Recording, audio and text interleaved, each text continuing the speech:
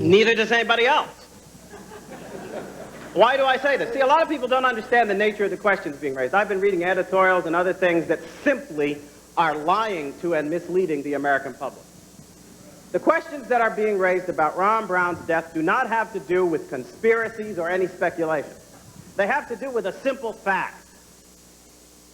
An official report was released by the Armed Forces Institute of Pathology. An official report that said that he died as a result of blunt force trauma suffered in that airplane crash. That was a report issued by an individual, Colonel Gormley, who had done an external examination in various ways of Ron Brown's body. Step number one, no autopsy was performed on Ron Brown. Does everybody know this? Because a lot of people haven't been clear about reporting this. And I've talked to media people and others who say, well, what about the autopsy? And I have to look at them and say, that's the issue, the thing at issue in all of this. Now, why is it an issue? Is it an issue because Alan Keyes says so? What would I have to do with this? Is it an issue because some reporter says so? No. The reason the issue has been raised is because now three, count them, creditable, experienced pathologists at the Armed Forces Institute, the very institute where Colonel Gormley resides and from which he did this examination, have come forward to question his procedure, to question whether or not one can reach a firm judgment. And what is it about? It's about the fact, and this is not in dispute. See, the newspapers lie again, as they've been lying about everything else. It is not in dispute amongst these pathologists that there was an apparent gunshot wound in Ron Brown's head. Now, in their terms, an apparent gunshot wound doesn't mean there was a gunshot wound.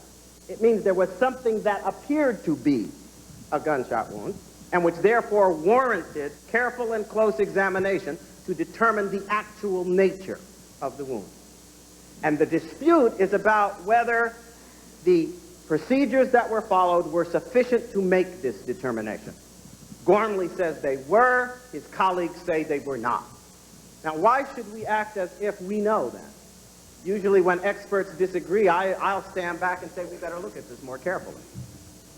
And I do think it's a serious question why the media has covered this up, why they're not willing to explain it, as I just did, not as some stupid conspiracy, but simply as a matter of fact arising from an expert disagreement which needs to be resolved and can easily be resolved by exhuming the body and performing an autopsy. In the present environment of possible lies and deception, I think we owe this to the American people. We don't need any more speculation. We don't need any more uncertainty. We're getting quite enough of that out of the stonewalling White House about everything else.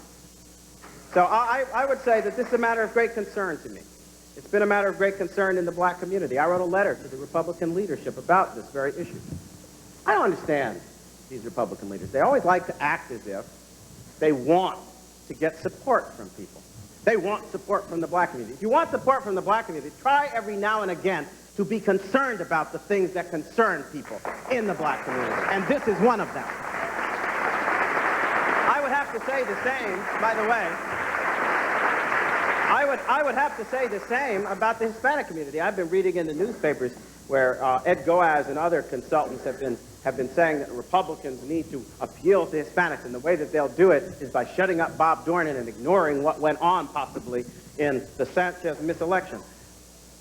So we'll sacrifice the integrity of the franchise in our political system in order to appeal to Hispanics. You know how you could appeal to many, many Hispanics in this country? And many, many Catholics who generally vote Democrat, and many, many Bible-believing black folks. You know how you could appeal to them? You could appeal to them by doing what the feckless, unprincipled Republican leadership refused to do at Indian Wells, by standing and taking a forthright, clear stand on the value of innocent life and our determination to protect it. You want to win? You want to win those constituencies. If you want to win all those constituencies, I would suggest that you need to begin projecting the truth about the heart of the Republican Party, the truth that I see at the grassroots, the truth that I see everywhere I go, in the people who actually have built this party at the grassroots. And that is quite simply and contrarily to what the leadership projects. We are people who care more about principle than we do about money. We care more about right than we do about profit. I'd like to see them project that truth for a change to the American people. Mr. Ambassador, I hail from Minnesota, where a resolution continually comes up at our caucuses that the U.S. needs to pull out of the UN if they don't go back to their original objectives. How do you feel about doing so, and what are your current views on the UN and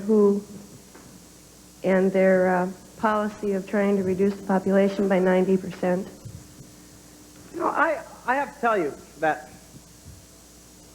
my judgment about the whole UN situation has been intensified over the course of the last several years as I've watched what the Clinton administration has been doing. When I was an official in the Reagan administration working on UN affairs, we spent all of our time trying to fight the things that the UN did to undermine American policy and attack American values and principles in political areas, economic areas.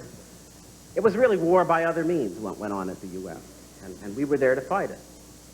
It is still, in a sense, war by other means, except the Clinton administration doesn't fight the war. It rather uses the United Nations in a war against the sovereignty of the American people.